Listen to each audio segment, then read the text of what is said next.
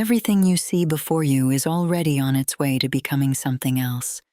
The faces you love, the body you inhabit, the city that surrounds you. Even the thoughts passing through your mind at this very moment. Nothing here was meant to stay. When I remind myself of this, I do not do so to darken my mood, nor to weigh my heart with sorrow. I do it to sharpen my sight, to see things as they are, not as I wish them to be. Tell me, why do you cling so tightly to what trembles by nature? You speak of loss as if it were a failure of the world. You speak of endings as if they were mistakes. But look more closely.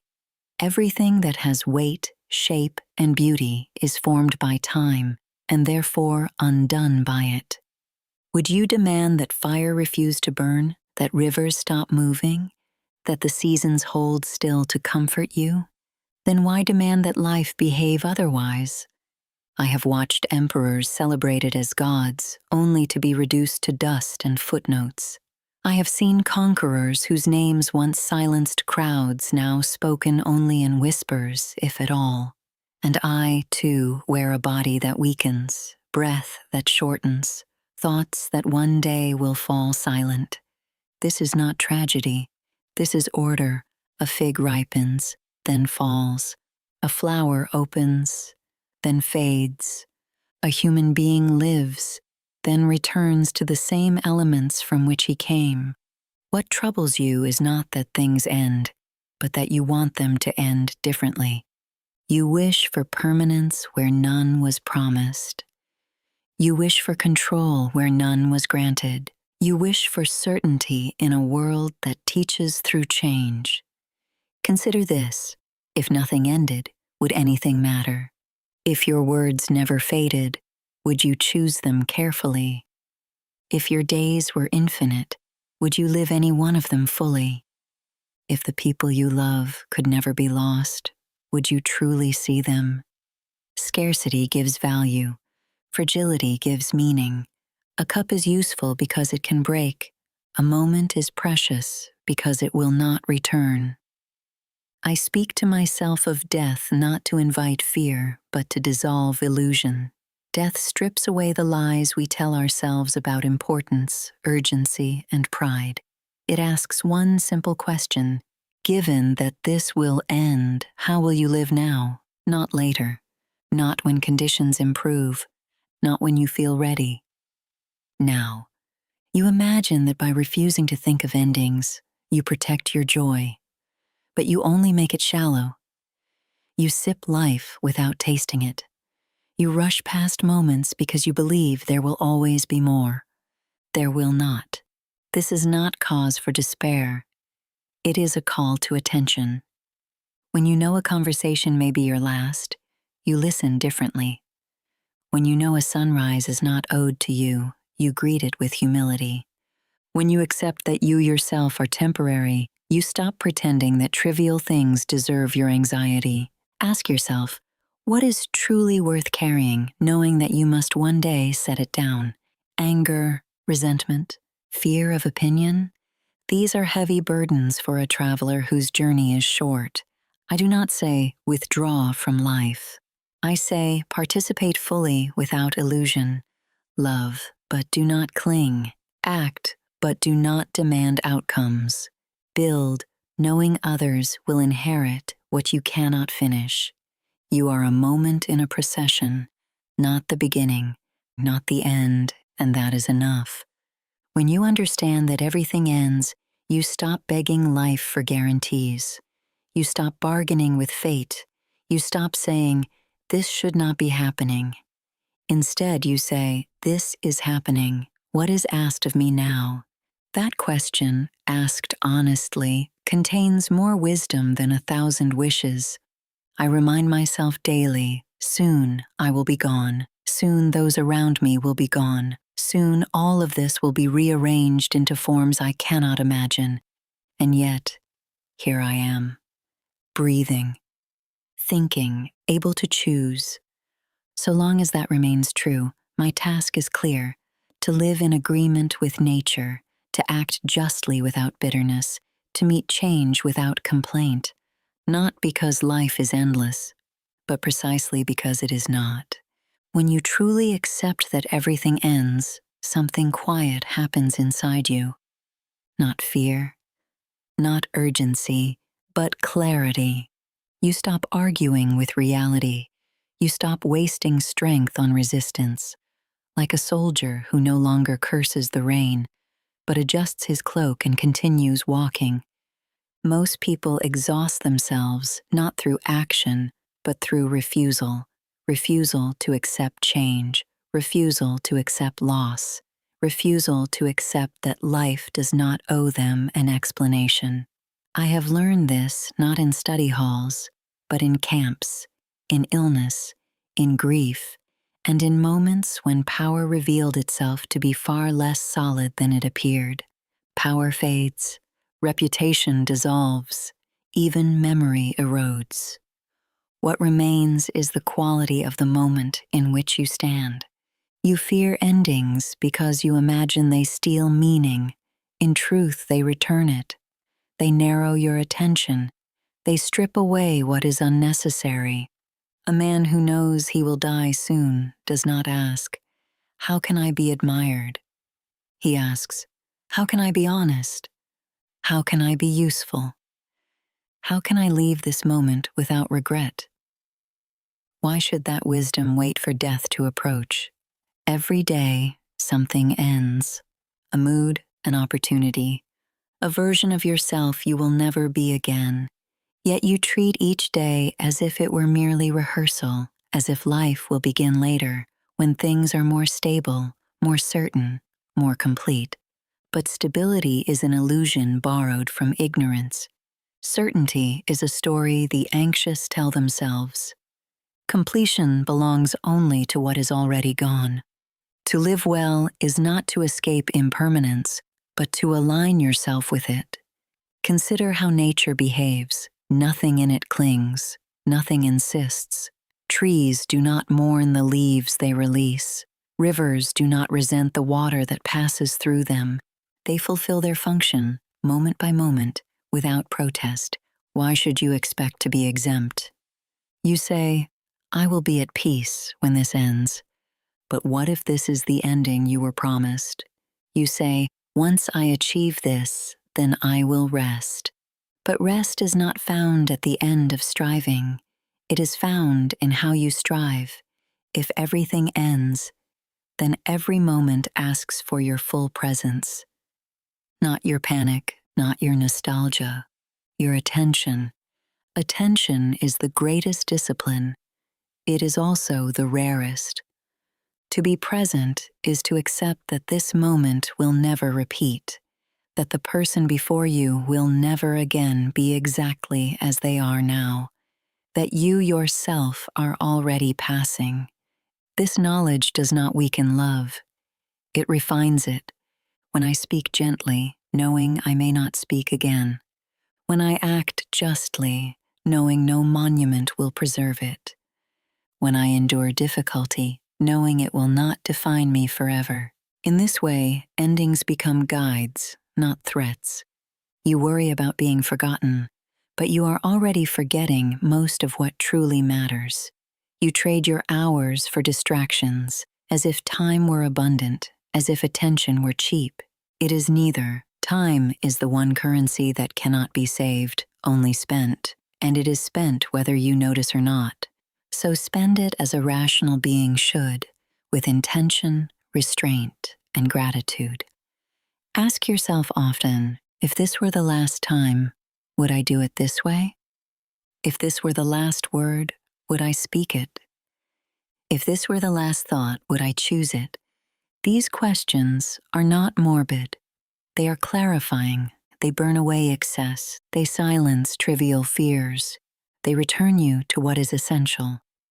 I remind myself, soon I will no longer be required to endure discomfort, nor granted the chance to act with virtue. Soon, praise and blame alike will fall on ears that are no longer mine. That is not loss, that is release. Until then, I am on duty. My duty is not to prolong life, but to live it well. not to avoid endings, but to meet them without distortion, not to demand meaning from the world, but to supply it through conduct. Everything ends: friendships, conflicts, empires, breath, and because they end, they ask something of you now. Not perfection, not certainty, not immortality, only this: be present, be just, be at peace with change. The rest will take care of itself.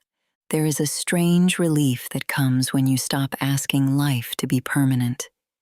You feel it first as lightness, as space, as the easing of a tension you did not know you were carrying. So much of human suffering comes not from pain itself, but from the demand that pain should not exist. We add a second wound, the refusal, to the first. But nature does not argue. It unfolds. When I observe my own mind, I see how quickly it reaches for guarantees. It wants promises. It wants assurances that effort will be rewarded, that goodness will be noticed, that suffering will be justified. Yet the universe makes no such agreements. And still, virtue remains possible. This is the quiet power of understanding that everything ends. You stop acting for applause that will fade and begin acting because the act itself is worthy. Justice does not require permanence. Courage does not need witnesses. Temperance gains nothing from eternity. They are complete in the moment they are practiced. Think of the archer. He aims carefully. He releases the arrow with full attention, and once it leaves his hand, it no longer belongs to him. If he stands trembling, demanding that the arrow strike true, he has misunderstood his task. So it is with you. Your responsibility ends where your intention ends. The rest belongs to the order of things.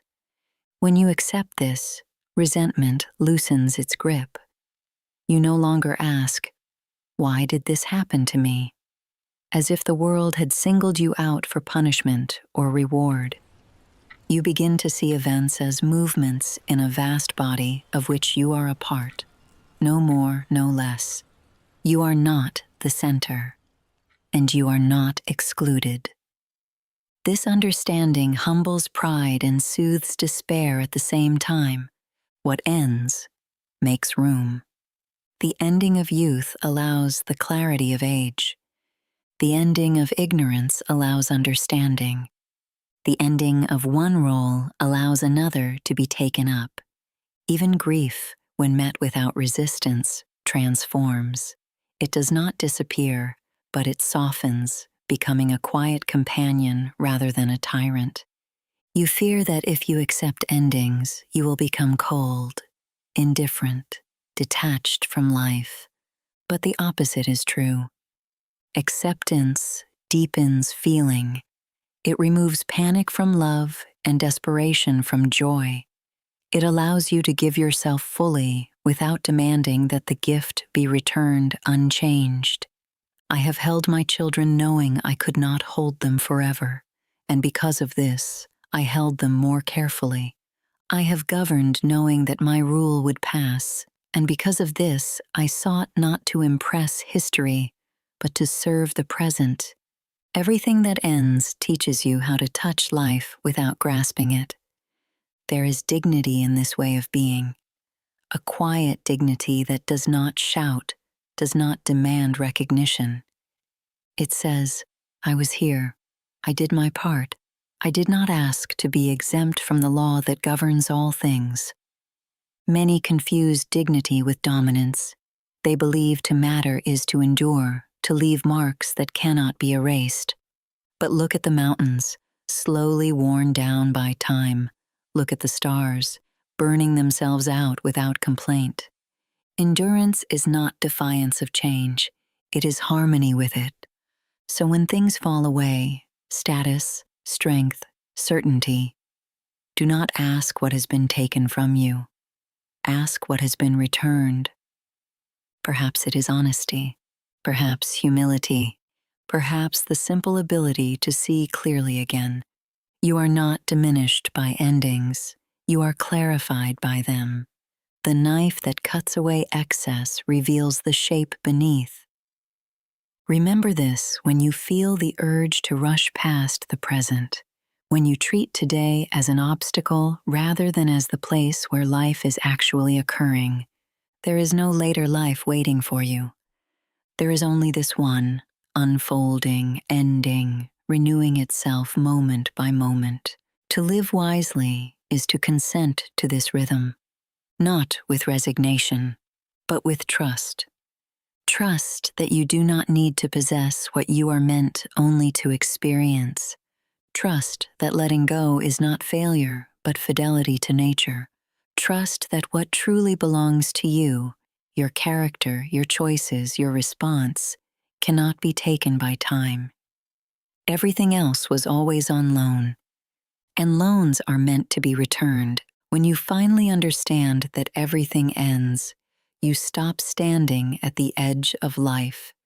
You step into it, no longer as a frightened guest, hoping not to disturb the furniture, nor as a conqueror demanding permanence, but as a participant who knows the rules and chooses to play with grace. There is a great difference between fearing the end and respecting it. Fear tightens, respect steadies. Fear asks, how can I keep this? Respect asks, how should I meet this? From respect comes calm, not the calm of indifference, but the calm of alignment. The calm that arises when your expectations no longer quarrel with reality. I remind myself often, soon this body will no longer obey me. Soon this voice will no longer speak. Soon even the idea of me will dissolve into silence. And because of this, I do not postpone virtue. I do not wait to be patient. I do not delay honesty. I do not store kindness for a future that may never arrive. What sense would that make? You treat time as though it were a container, something you possess, something you can fill later. But time is not a vessel. It is a current. You are already in motion. You have always been. The question is not whether you will reach the end, but how you travel toward it. With resentment, counting what you believe you deserved, or with composure, doing what is fitting while it is still yours to do. Everything that ends invites you into responsibility, not responsibility for outcomes, those belong to fate, but responsibility for conduct, those belong to you. You cannot choose how long you live. You can choose how well. You cannot command what happens. You can command how you respond. This is not small power. It is the only power that has ever been real. When you accept this, life becomes simpler, not easier, but clearer. You stop demanding that joy be uninterrupted. You stop insisting that pain be meaningful. You stop asking existence to explain itself. You begin instead to explain yourself to yourself. Was I just? Was I restrained? Did I act in harmony with what I knew to be right? These questions survive every ending. And when the final one arrives, and it will arrive as quietly as all the others, you will not meet it as a stranger. You will recognize it as something you have already practiced. Each goodbye, each loss, each fading moment, all of them were lessons. All of them were rehearsals, not for despair, but for dignity. If this is your last day, let it be simple. If this is your last word, let it be truthful. If this is your final breath, let it find you unafraid, not because you expect more, but because you required no guarantees to live well. Everything ends, not as a punishment, not as a flaw, but as a completion. And because it ends, this moment, this breath, this chance to act with reason and care matters